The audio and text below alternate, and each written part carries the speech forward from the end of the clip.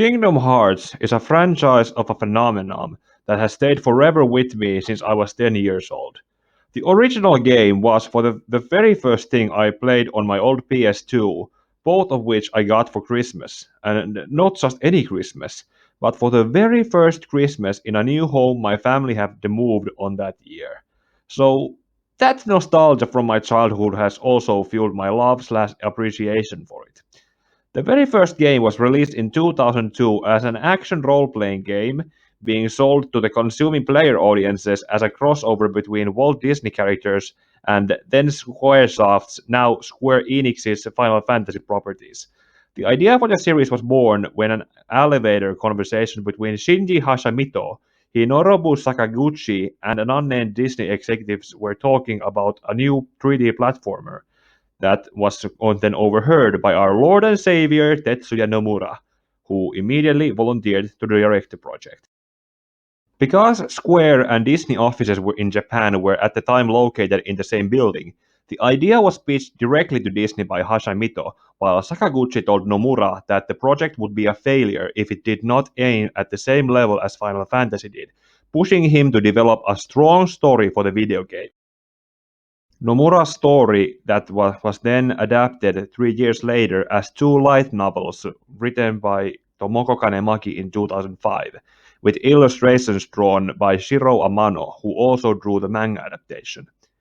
On March 24th, 2015, Yen Press, who had taken up the task of localizing Kingdom Hearts manga series, published the light novel as one book in English. And I will be talking about that book here in this video, so as so many other people have already gone over with the games.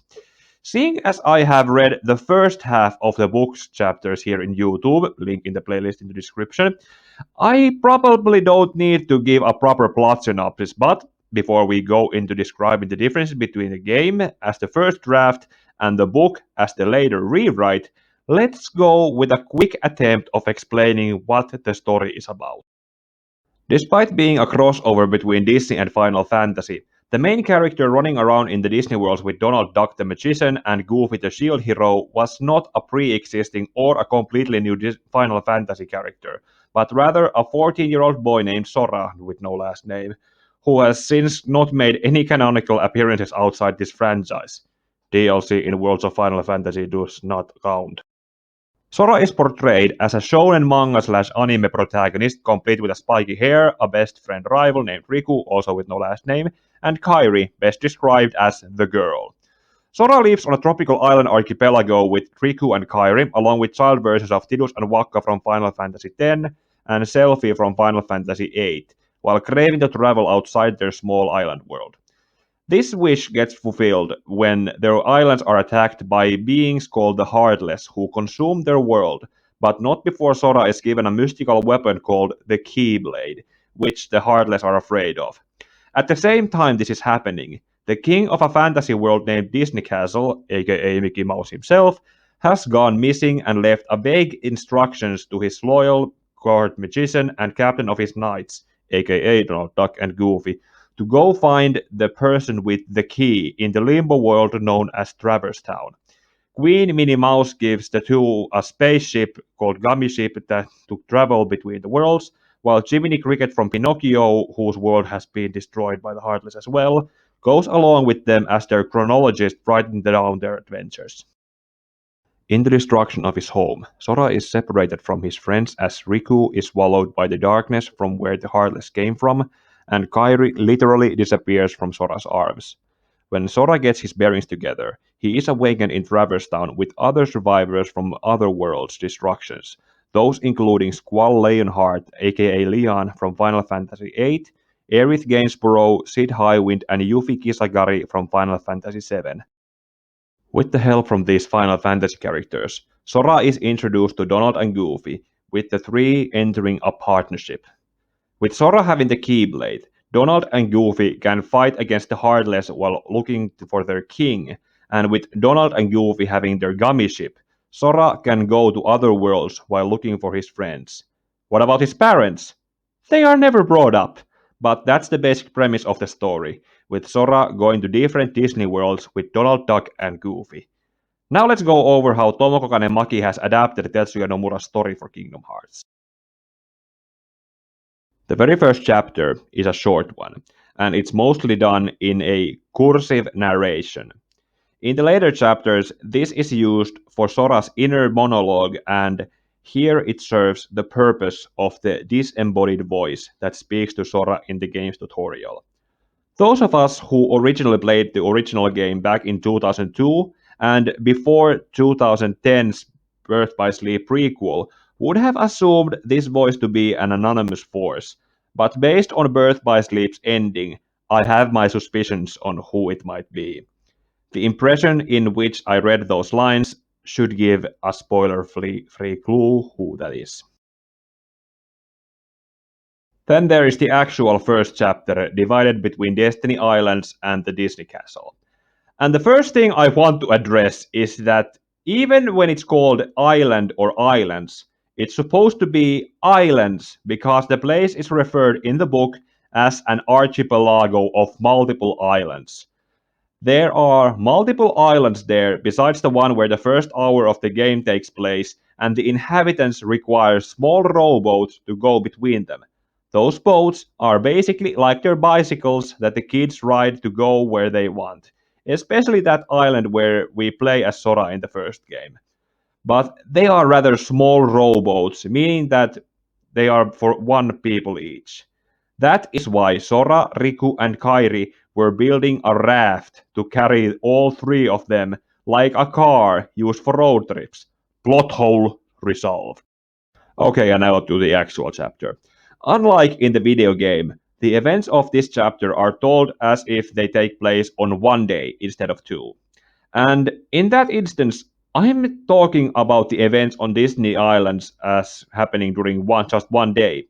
The book synchronizes these events better, and the manga adaptation has gone with the change as well. In the day scene, Sora and Riku's assignments with the raft are divided into Sora collecting rations for the raft trip, while Riku is the one who collects the wooden logs to finish building the raft.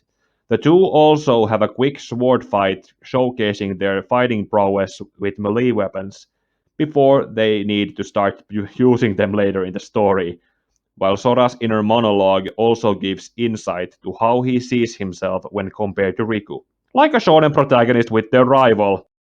When it comes to the Disney castle scenes, they are pretty much unchanged with some dialogue being added or omitted. Like how in the game, before departing to Traverse Town, Donald asks an unspecified favor from his girlfriend Daisy, who agrees to it immediately. In the book, it's shown to be that Donald is just asking Daisy to help Queen Minnie keeping the Disney castle up. While I assumed originally that he was asking her to take care of Huey, Louie, and Dewey, Donald's nephews, before it is revealed that they are running a shop in Traverse Town. The chapter ends with Destiny Islands being attacked by the Heartless, consumed by the darkness, Sora receiving the Keyblade, and getting separated from Riku and Kairi. In Traverse Town, Sora's arrival and first impressions are given more emphasis when he interacts with a few NPCs in the first district who tell them about new arrivals, those being Donald and Goofy, and suggest him to go to accessory shops to have a talk with Sid. Like in the game, Sid gives Sora the runaround about where he is, and Sora then goes around looking for Kairi and Riku, who he thinks are the new arrivals he heard about earlier from around town. As he leaves the accessory shop, Sid mutters to himself about foreshadowing Leon's eventual confrontation with Sora later. After Sora has run around the second and third districts, just missing Donald and Goofy looking for him, he returns to Sid, who then tells him to go take another look, which leads him to getting jumped on by Leon and Yuffie. After a short altercation with them, Sora is taken to the hotel in the second district with Donald and Goofy in a separate room.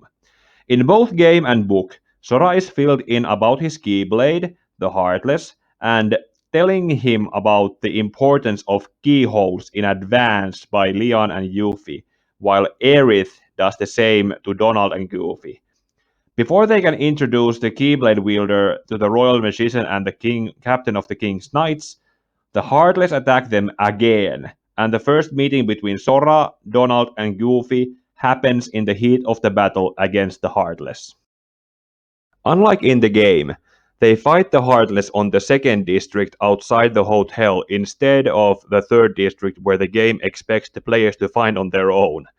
After defeating guard armor, they enter the partnership I mentioned earlier and set off to look for King Mickey and Sora's friends from the Disney worlds, while also looking to lock the world's keyholes to keep the Heartless from consuming them. Canonically, regardless of the player choices, Wonderland is the first Disney world where Sora, Donald, and Goofy travel to first. Pretty much like in the game, they show up at the end of the events in in Wonderland, where Alice Little, that's her last name if you don't know, is held in trial by the Queen of Hearts for attempting to literally steal her heart. Sora wanting to help a damsel in distress, those are Goofy's words, not mine. Him playing the defense attorney despite of Donald telling him they are not allowed to meddle with the events of the worlds they visit. When given time to look for the evidence to prove Alice did not do what was obviously done by the Heartless, the expansion done by Kanemaki is shown by giving the flowers in the Lotus Forest agency in helping Sora, Donald, and Goofy finding the evidence needed to acquit Alice from her charges as well as restoring their health after having fought the Heartless they come across. Everything else from Alice's disappearance during the final trial to Sora, Donald, and Goofy looking for her is kept the same from the original game. However, I want to talk about an aesthetic change done describing the Wonderland, how it looks in the book as described by Kanemaki. In the game where this world was built in the PlayStation 2 era, Wonderland was limited to being just a series of claustrophobic rooms where the vast gardens of the Queen of Hearts where was kept Alice for trial was essentially a small room that might as well have been a theater set that could only fool the young children for whom the game was aimed at. In the book, Kanemaki describes the Wonderland gardens as full of greenery, with the shrubs were trimmed into leafy acres shaped like hearts. I can only assume that this is what the world would have looked like if it was done with the same Unreal Engine that was used to make Kingdom Hearts 3. And as I said above, this world is canonically the first world they visit, based on the ending of the chapter where Sora, Donald, and Goofy find their very first keyhole and are surprised when Sora's keyblade automatically locks it.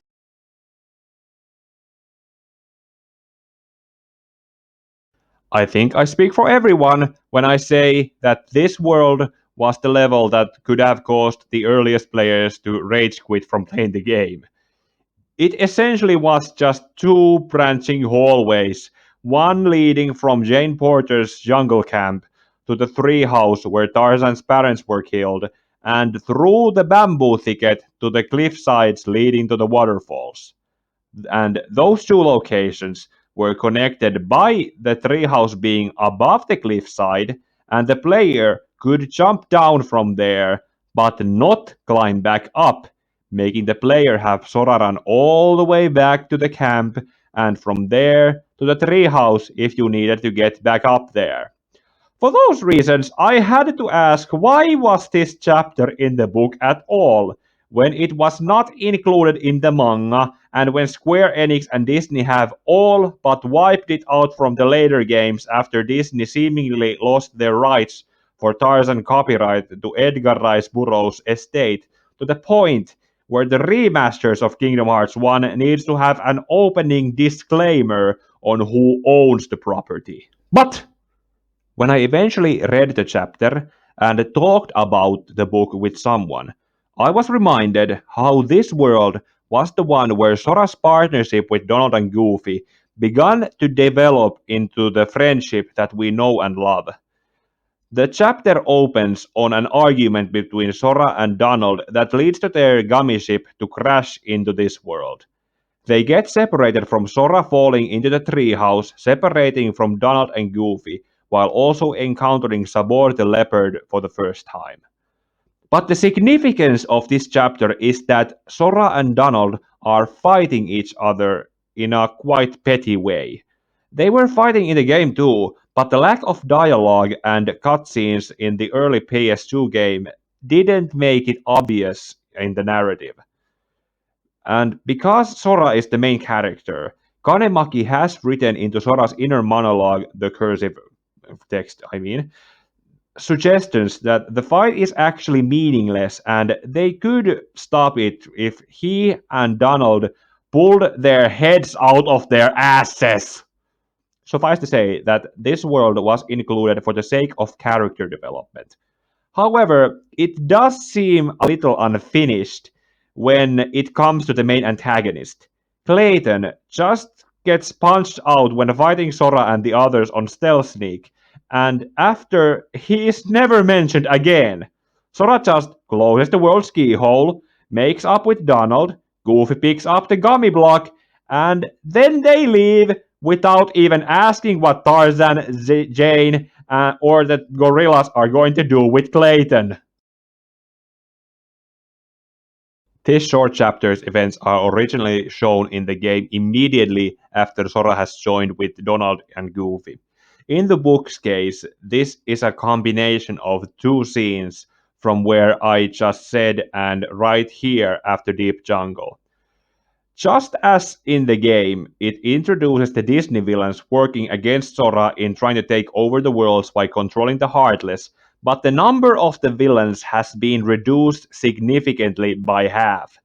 Maleficent is still running the Villains Alliance, but she only has Jafar and Captain Hook working with or for her, as cutting out Olympus Coliseum, Halloween Town, and Atlantica from the book removes Hades, Oogie Boogie, and Ursula from the story.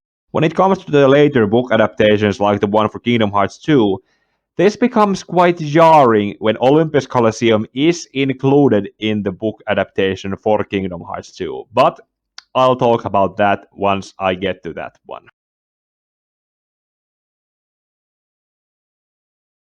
The return to Traverse Town goes through like your basic video game plot.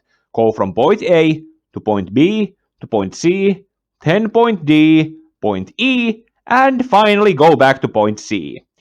I don't know how many of the earliest players missed talking to Yuffie in the first district, as she is supposed to direct Sora, Donald, and Goofy to the underground waterway where they can find Leon and Aerith. When directing them to the waterway, Yuffie also gives Sora some comforting words that Kanemaki's narration compares to an older sister looking out for her younger brother. An innocent reference that, with this innocent joke, must have inspired some Ara Ara fan art in the internet.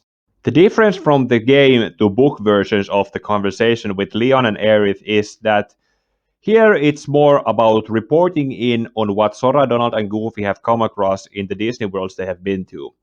As they were already told about the keyholes in their first visit, the conversation covers the disappearance of Alice from Wonderland, the two keyholes that Sora has closed with a plea to close the keyhole in Traverse Town, and the gummy block that Goofy found in Deep Jungle. That last part leads to Aerith directing them to Sid and in their departure with her praying for them and for someone else. I think that someone is Cloud Strife from Final Fantasy VII, who does not appear in the book. Sid is given the gummy block, which he identifies as a navigation block, and agrees to install it into their ship, in exchange to them delivering the Winnie the Pooh storybook to Merlin from Disney's Sword in the Stone movie in his house beyond the third district. Before they leave, the bell above the second district's gizmo shop rings loudly, with Sid giving a vague explanation that it should be rang 3 times to make something happen. In Merlin's house, Sora sees an illusion of Kyrie, but otherwise the only difference between the book and the game is that Winnie the Pooh's world in the storybook is not visited. As they leave Merlin's house, Sora, Donald, and Goofy do not run into Riku just yet.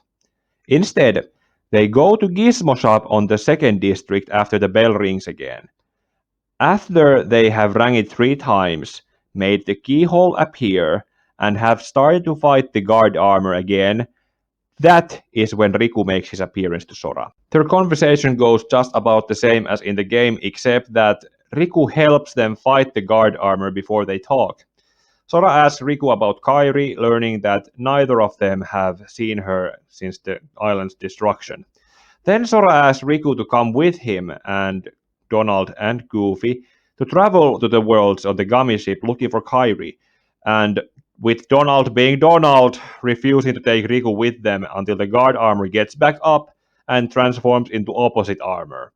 Once that Heartless has been defeated, Sora is bummed up that Riku has gone and disappeared during the fight. But he quickly gets over it, just being happy to know that his best friend is okay and out there. After sealing the keyhole, instead of going to Sid's place in the third district as in the game, they return to Sid's accessory shop in the first district, where Leon, Aerith, and Yuffie are also waiting for them. Besides blowing off steam, Sora is also told about Maleficent and her role in destroying their world years prior.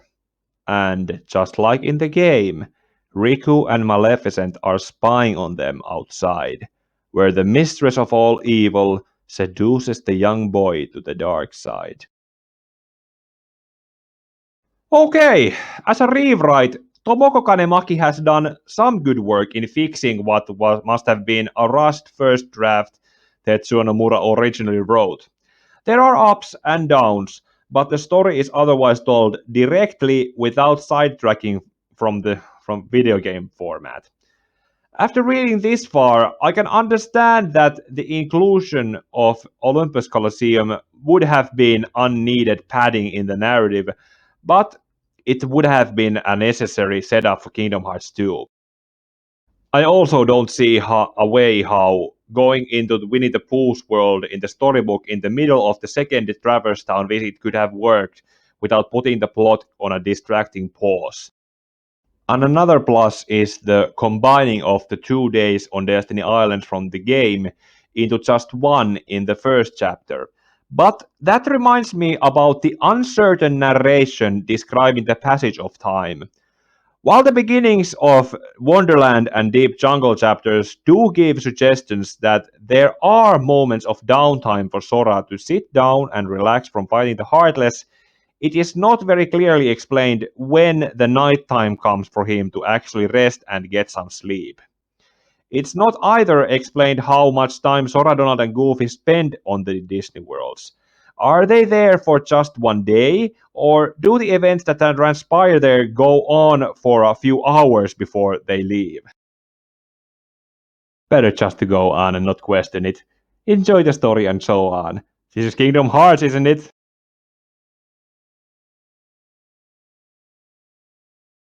And now it's time for me to roast myself as a voice actor. For those of you who don't know or haven't figured it out yet, I'm a 27-year-old man. When I have been reading this book, I have been reading dialogue meant for teenagers, people the same age as myself, I suppose, older than me, and then there are the male and female characters as well.